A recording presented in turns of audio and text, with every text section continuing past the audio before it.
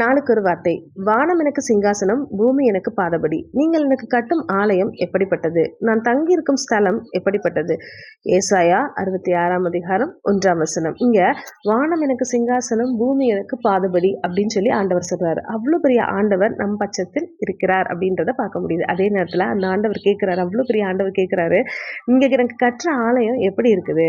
நான் தங்கியிருக்கும் ஸ்தலம் எப்படி இருக்குது? அப்படின்றது ஆண்டவர் கேட்கிறாரு. புதிய ஏற்பாடுல போட்டிருக்கு, நீங்கள் தேவனுடைய ஆலயமா இருக்கிறீர்கள்னு சொல்லி. நம்மளுடைய இருதயம் எப்படி இருக்கு? தேவனுடைய ஆவி வாசஸ்தலம் பண்றதுக்கு அன்பால நிறையப்பட்டிருக்கா? ஆவியின் கனிகள்னால நிறையப்பட்டிருக்கா? இல்ல பொல்லாத சிந்தனைகள்னால நிறையப்பட்டிருக்கா? அப்படின்னு சொல்லி நம்மளை நாம யோசிச்சு பார்த்து, ஒருவேளை பொல்லாத சிந்தனைகள்னால நிறையப்பட்டிருந்தா ஆண்டவர்கிட்ட கேட்போமா?